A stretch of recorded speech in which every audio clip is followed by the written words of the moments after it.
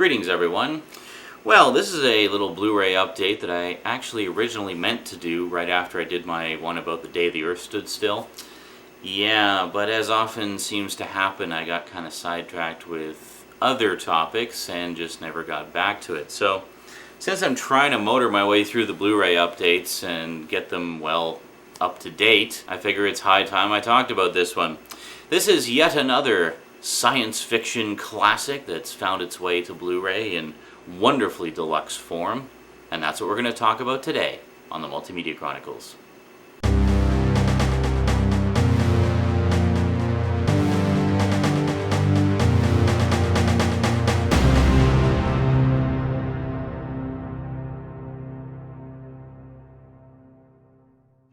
Welcome back. Well, no big suspenseful lead up, I'm just going to show you what it is. Forbidden Planet on Blu-ray.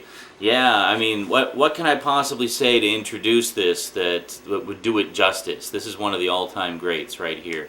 Basically a science fiction interpretation of William Shakespeare's The Tempest. This is just a great movie. I can't possibly say enough good things about it. I mean, the visual design is just that wonderful 50s pulp sci-fi kind of look to it.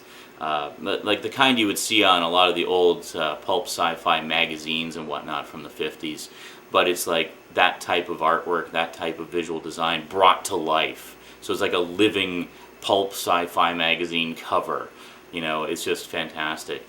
And stars a very young Leslie Nielsen before he became a comedic actor. Yes, he was actually a dramatic actor throughout the vast majority of his career. And it wasn't until he did Airplane in, I guess it was 1980, that he sort of switched gears in his career and did comedy for pretty much all the rest of it. It's like, oh, hey, he's really funny. He should do more funny stuff.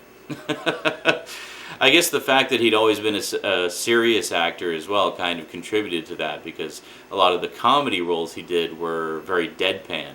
You know, it was just kind of his style, was he would be playing a character who would be completely oblivious to what was going on and just treat everything as if it was normal. But anyway, we're kind of getting sidetracked here. This isn't about the career of Leslie Nielsen. This is about Forbidden Planet. So Forbidden Planet originally hit the silver screen in 1956, in an era, again, like The Day the Earth Stood Still, in an era where most of the science fiction movies at the time were about, you know, giant bugs and aliens coming to wipe us off the face of the earth. Forbidden Planet was a surprisingly deep, thought-provoking, and intellectual science fiction story, quite unlike any other sci-fi movies that were out at the time. It also has very above-average special effects for a science fiction film of the time. A lot of sci-fi movies from that era were, I don't know, the special effects weren't particularly spectacular, we'll say that much. You really had to deeply suspend disbelief.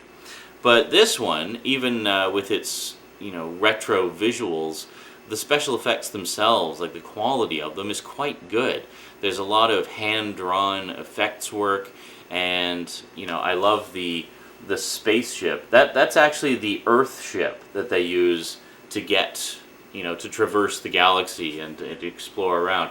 And I guess the idea being, you know, the whole flying saucer craze was taking off, and I guess, you know, the idea isn't really that out there. It's essentially, well, eventually when we're traversing space, if we're picturing that aliens come to Earth in flying saucers, why wouldn't we leave Earth in flying saucers? You know, it's just kind of like, we'll eventually learn how to travel through space, and that's likely how we'll travel. At least that was the thinking at the time. So it's basically a flying saucer populated with a crew of Earthmen out exploring the galaxy. So let me just quickly read the description on the back here that gives you sort of a brief summary of the plot.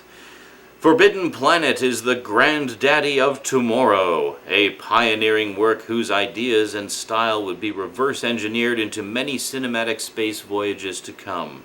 Leslie Nielsen plays the commander who brings his space cruiser to planet Altair 4, home to Dr. Morbius, played by Walter Pidgeon, his daughter, played by Anne Francis, a dutiful robot named Robby, and to a mysterious terror. Featuring sets of extraordinary scale and the first all-electronic musical soundscape in film history, Forbidden Planet is in a movie orbit all its own. Well, that's kind of a cheesy last line. But anyway, yeah, one thing I should also mention about this is the musical score. Synthesizers were very uncommon and very much in their infancy at the time that this came out. I mean, I don't think synthesizers really became popular as musical instruments until the 60s. But this was 1956, so to hear an all-electronic score was very unusual.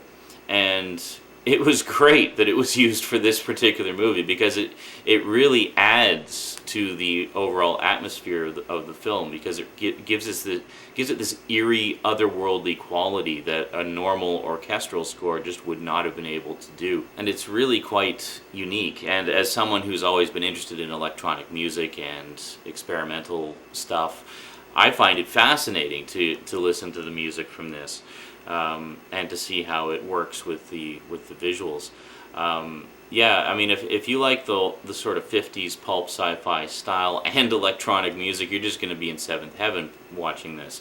So, and we also, of course, have Robby the Robot, who is probably the most famous robot in film history. Robby, contrary to popular belief at the time, was not a real robot. It was just a very elaborate costume with an all-electronic head full of switches and doodads and lights and spinning things, and it was just a really cool-looking robot. And then Robby was actually voiced by a voice actor who normally did narration for movie trailers.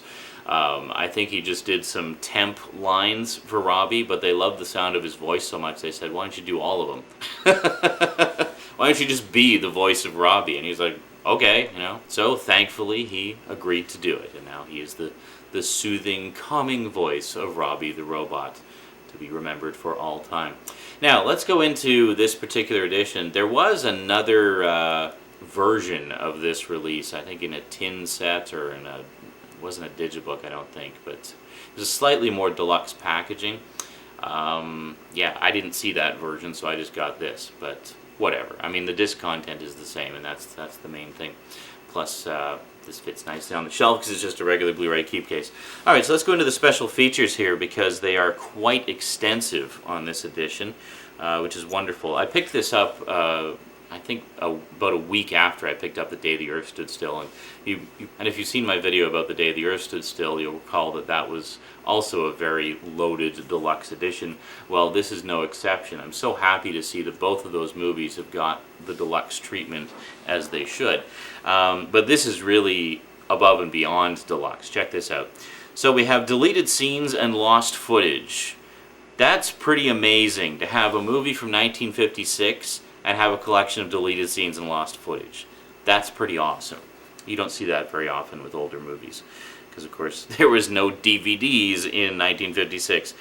You have two follow-up vehicles starring Robby the Robot. Vehicles meaning, you know, film vehicles, vehicles for a particular actor, or in this case, robot.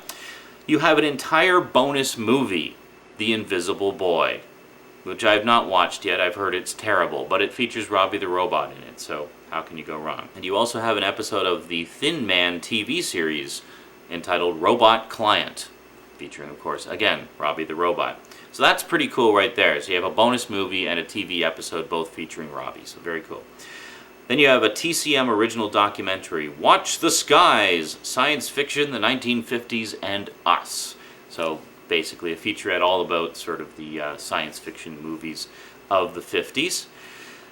Two featurettes, Amazing, Explore the Far Reaches of Forbidden Planet, and Robby the Robot, Engineering a Sci-Fi Icon.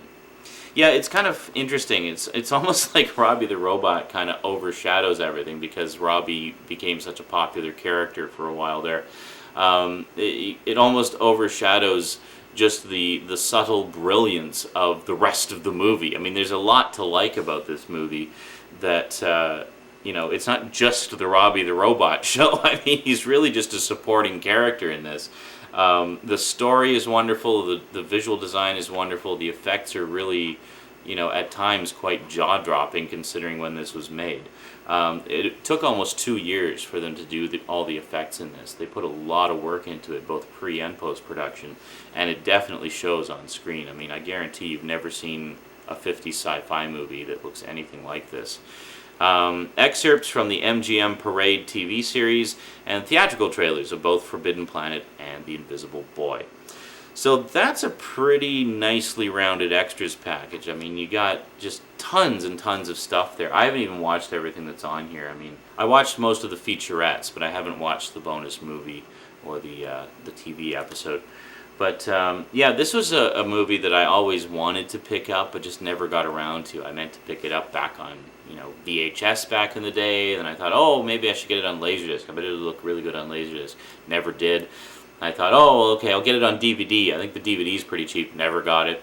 But then seeing this Blu-ray and all the goodies that are on there, yeah, it was time to stop putting it off and get Forbidden Planet into the collection. Plus, I hadn't seen it for years, and I really wanted to see it again. I was kind of on a classic sci-fi kick.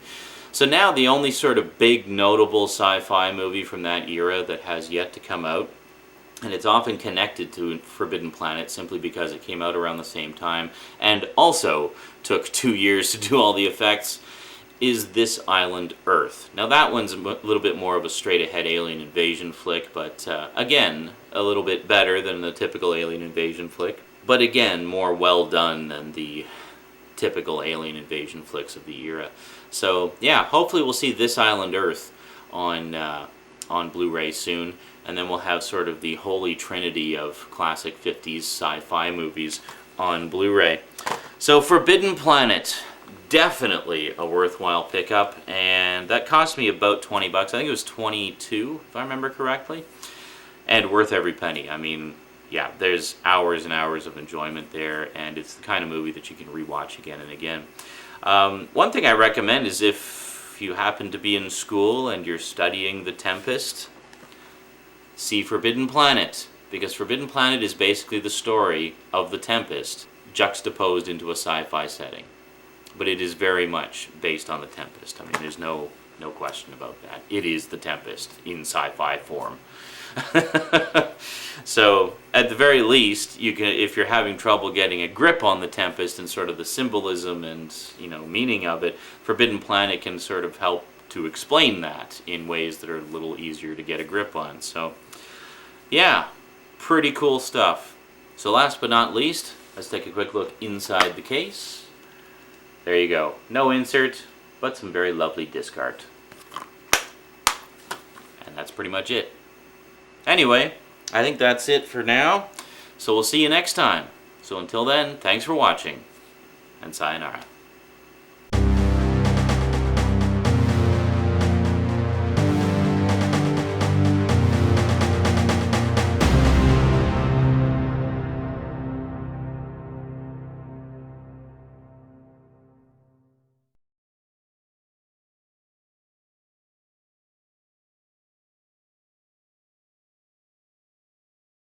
So let's just take a quick look inside the case.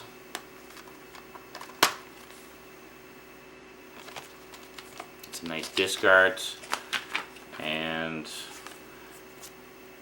an ad for Blu-rays. But actually, if you take the disc out, you do have some nice interior artwork there. So that's pretty cool.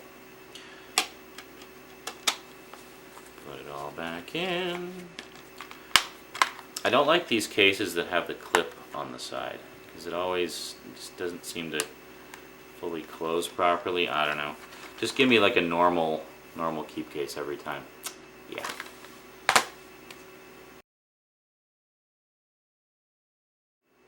Greetings everyone.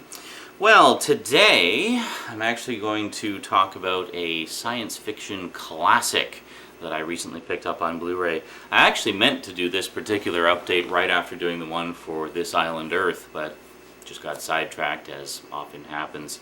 So we're going to talk about it today. Science fiction classics. A science fiction classic on Blu-ray. Another science fiction classic on Blu-ray. Today on the Multimedia Chronicles. It wasn't This Island Earth, it was the day the Earth stood still. This is why I shouldn't do videos at 3:30 in the morning. I should be asleep. We'll start over. I figured we'll... So Forbidden Planet from 19...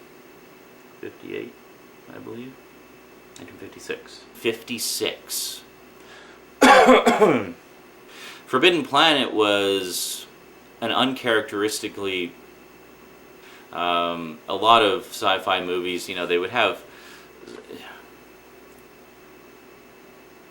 So, yeah, so it's basically and they discover this planet that featuring it's just this wonderful otherworldliness that... Now, Robby, full of switches and then it was, I forget who it was voiced by. And then it was voiced, and then Robby was, why not? Steady paycheck in it, so who's complaining? You probably recall, and if you've seen my... You also have an episode, and you also have... I watched a bunch... I think I watched the